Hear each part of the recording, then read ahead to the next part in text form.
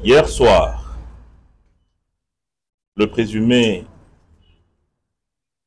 désormais recherché ou poursuivi par la haute cour militaire, Joseph Kabila a parlé, non pas pour construire, non pas pour s'excuser, mais pour tenter une ultime manipulation. Comme on jette un filet dans un pays qu'on a longtemps capturé. Il est revenu le visage grave, la voix lente mais le cœur rempli de duplicité.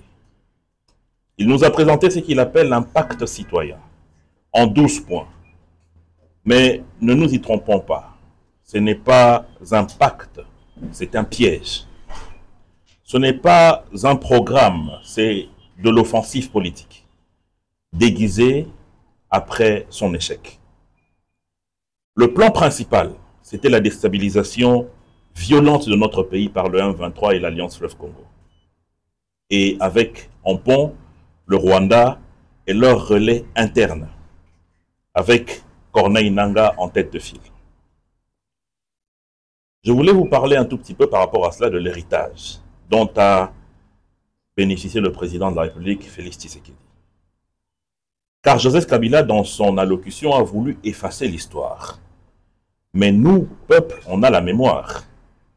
Ce que l'ancien président n'a pas dit, c'est que les larmes de la partie est de notre pays ont coulé sous son règne. Non pas comme un accident, mais comme le fruit d'un calcul politique froid et cynique. Parce que nous nous posons des questions.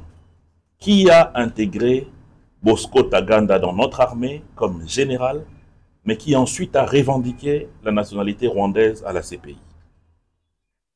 Qui a fait de Laurent Nkunda général de notre armée après qu'il ait participé à la guerre de 6 jours aux côtés des forces rwandaises, cette guerre qui a endeuillé nos compatriotes de Kisangani? Qui a permis à Sultani Makenga de redevenir en force militaire grâce à un accord de paix fictif? Qui a permis des atterrissages nocturnes à Rutshuru, Bunagana, pour ravitailler les terroristes en armes, munitions, hommes et en stratégie? On se souviendra très bien que sous la présidence de Joseph Kabila, le territoire congolais avait été fragmenté en zones d'influence mafieuse, dans l'Est surtout. Des officiers étrangers opéraient au cœur même de notre armée grâce à des mixages, brassages et mélanges alambiqués, afin de placer le champ rançon dans le fruit.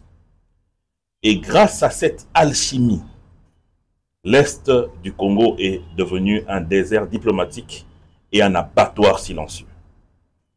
Et aujourd'hui, il ose se présenter en sauveur. C'est de l'impudence absolue. Car la stratégie montée était en 3 phases. Première phase, déstabilisation de l'armée. Grâce à des mixages et à des brassages, notre armée a longtemps été affaiblie, avec des militaires à solde faible et aucune loi de programmation militaire. Et dans l'entretemps, le M23 a été renforcé en hommes, logistique et financement.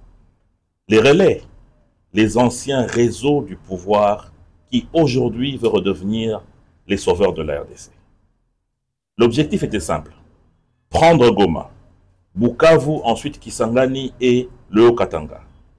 S'aimer le chaos et forcer l'État à s'agenouiller. Comme ça n'a pas marché, il fallait la phase 2. Mener une guerre psychologique.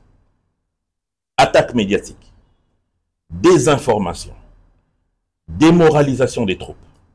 Faire croire en l'échec de l'État. Amplifier les défaites de notre armée. Saper la confiance populaire. Attiser le séparatisme et le tribalisme.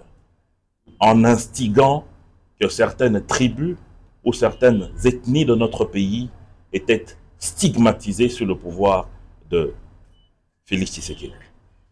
Et enfin, comme tout cela n'a pas marché, la récupération politique. C'est ce qui s'est passé hier. Après l'échec militaire, bien sûr, grâce à la résilience des FARDC et à la diplomatie agissante de Félix Tshisekedi.